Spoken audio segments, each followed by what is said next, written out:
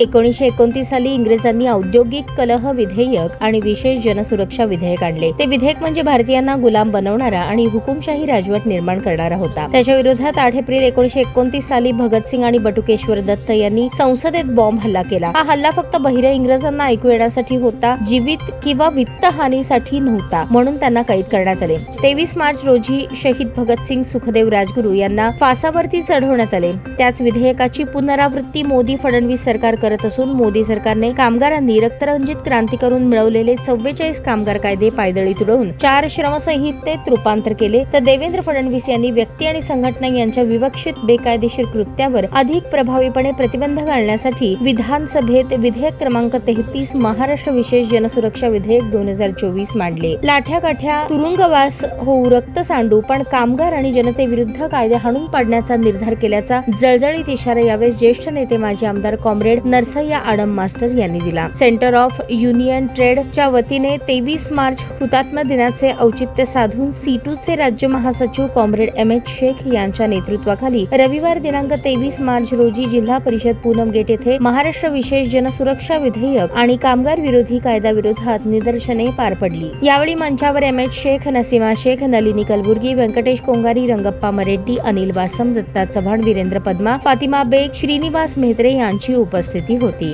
C2चे राज्य महासचिव advocate M.H. Shaikh यांनी प्रास्ताविकात म्हटले की अप्रत्यक्षरित्या पोलीस राज्य प्रस्थापित करण्याचा संकेत या अधिनियमाद्वारे केला आहे। अगदी स्पष्टपणे हुकुमशाहीची पाळीमुळे या विधेयकात दडलेली आहे। अशा प्रकारचा कायदा अन्य राज्याने लागू केला, त्यामुळे कित्येक निष्पाप, निरपराध आदिवासी आणि सर्वसामान्य जनता आजही तुरुंगवास भोगत आहे। देशाचे गृहमंत्री अमित शहा यांनी 31 मार्च 2026 पर्यंत देशातील संपूर्ण नक्षलवाद नष्ट करण्याचे वचन दिले आहे आणि प्रस्तुत कायदा नक्षल सदृश्य कायदा असून याची आवश्यकता नाही। यावेळी प्रजानाट्य मंडळाचे शाहीर कलावंतांनी क्रांतिगीतांचे सादरीकरण केले। दत्ता चव्हाण, सनी शेट्टी, बाळकृष्ण मल्ल्याळ, मल्लेशम कारंपुरी, विजय हरसुरे, किशोर झेंडेकर, अफसाना बेग यांनी जोरदार घोषणा दिल्या। अमित मंचले, सलीम मुल्ला, दाऊद शेख, नरेश दुकाने, राजेश काशीद, जबर सगरी, नितीन कोळेकर, युसुफ शेख, विल्यम ससाणे, वसीम मुल्ला, बापू साबळे, विक्रम कलबुर्गी, अप्पाशा चांगले, मोहन जंगम, नरसिंग मेहत्रे आदींसह जनसमुदाय मोठ्या प्रमाणात उपस्थित होता। या निदर्शन कार्यक्रमाचे सूत्रसंचालन व आभार ॲडव्होकेट अनिल वासम यांनी केले। कसलेही संरक्षण, कसले अधिकार राहणार नाही असे कायदे रामाचं नाव घेऊन मोदी साहेबांनी आणलेलं आहे, लक्षात ठेवा। काढून घेतले। आज तुम्हाला मी सांगू लागलो, आपली अवस्था भिकाऱ्यापेक्षा वाईट होणार आहे।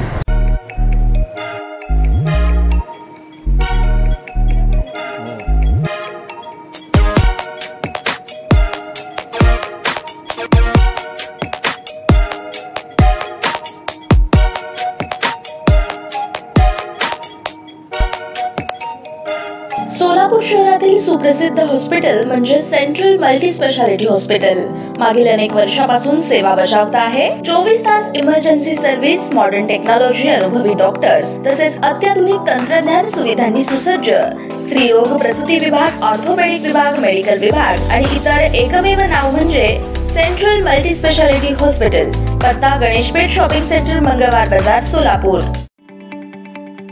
ताज्या बातम्या पाहण्यासाठी प्राईम महाराष्ट्र न्यूज चॅनलला सबस्क्राईब करा।